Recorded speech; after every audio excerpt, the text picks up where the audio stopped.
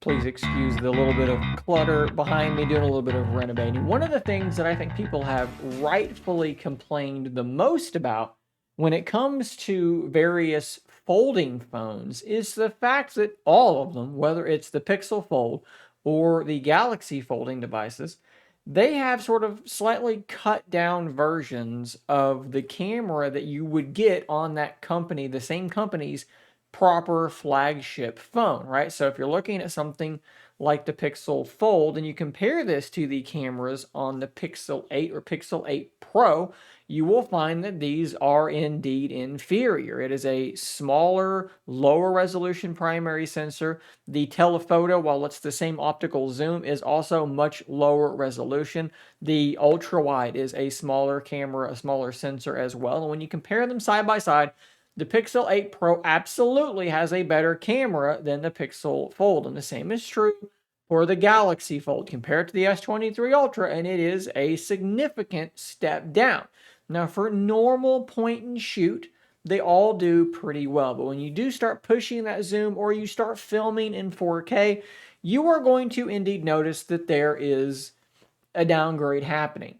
With the last folding phone to be released, though, the OnePlus Open, there is something different going on here, right? So when I got this thing, I had fairly low expectations for the camera. I thought it's a OnePlus device. I've not owned or used a OnePlus device since the 7 Pro, so quite a while ago. And while I thought that phone had a pretty underrated camera, I did not expect that this thing would have a better camera system than the Pixel Fold, that it would take better photos, better zoom photos, better video than the Pixel Fold or, the Galaxy devices as well. I thought it would kind of just be an okay camera system, but once I got it, I started taking pictures.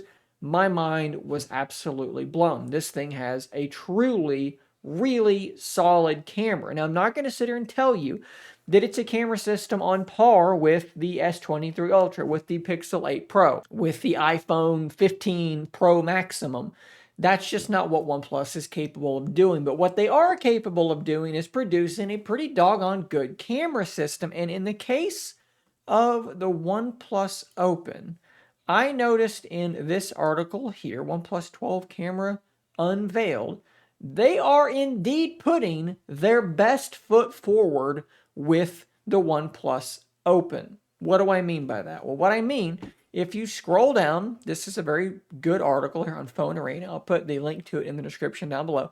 As you go through this, they talk about what the camera specs are for the OnePlus 12. This is going to be like their next primary phone, right? Their next flagship. And what is it using for the primary sensor? Well, this is actually a typo there. We'll go down to this one. The Sony, and I think they pronounced it like Light or Lightya or something like that. We're just going to read it as an acronym. The Sony LYT808. That is their primary sensor. Well, what do we have in the OnePlus Open? We have the Sony LYT-T808. Now, I think that there might be a slight difference there because they have a T there and they don't. I don't think that they misspelled or like had a typo here twice. I went to GSM Arena and they kind of talked about this as well. And they said the setup sounds familiar. That's because it's exactly the same as the OnePlus Open and the Oppo Find N3. The only change is the architecture and design of the internals. So the primary sensor should be effectively the exact same sensor. Let's go down here to the ultra wide. It is a Sony IMX 581. The aperture is f2.2, 14 millimeter focal length. Let's go to the OnePlus Open, go down to the ultra wide, IMX 581. So the same sensor, the same aperture, and the same focal length. Where did it go? 14 millimeter equivalent. It's the same ultra wide. Let's go down to the telephoto. OmniVision OVB 64 megapixel sensor. Well, guess what, guys? Let's go to the OnePlus Open. It is the exact same telephoto, the exact same sensor there as well. Now, of course, there are other variables, right? The glass that actually goes over the sensor makes a big difference as well. But the broader point that I want to make to you is that OnePlus did not make this phone and then produce a flagship and then upgrade the camera in some radical or significant way. They are pretty much saying to us, this is about the best we can do on our cameras for the price that we sell our phones for, and that's just what we're going to do again on our next flagship. They're not giving us what they can produce in terms of that. They're not giving us a cut down experience. They are trying to give us the flagship experience with their camera. Now, you can argue as to whether or not it truly is a flagship experience, because again, I don't think that this thing has a camera that is as good as the S23 Ultra,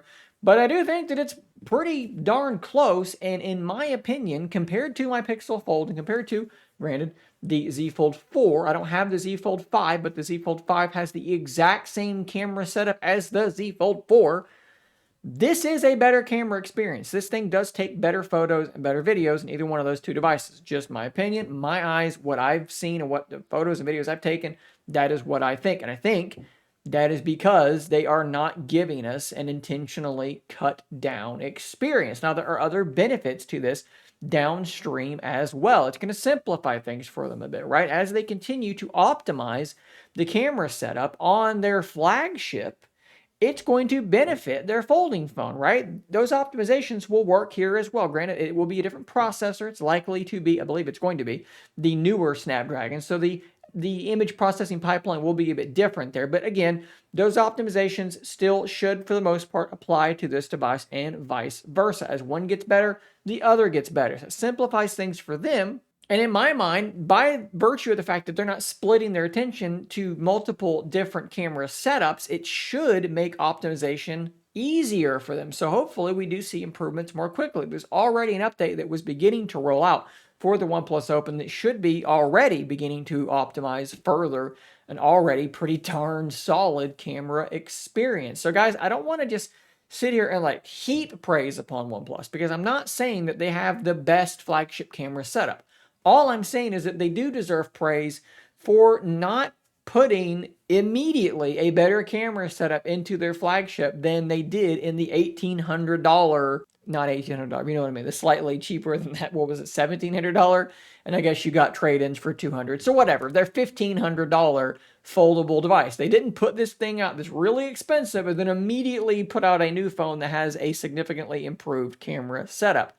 They put the best cameras they had into the OnePlus Open, and that, I believe, does deserve some praise. All that being said, let me know what you think about this in the comments down below. Those of you that have either seen photo samples from the OnePlus Open, or perhaps you own the device yourself when you've been using it, tell me what you think about that camera setup and its performance. Am I crazy for thinking that it's as good as I think that it is? Let me know. Let me know what you think about the fact that they're using that exact same setup apparently on the OnePlus 12, maybe a teeny tiny difference, whatever the letter T stands for in that sensor. Not likely to be anything super significant. Again, hit those comments down below, guys. Subscribe for more content like this. Until next time, stay nerdy.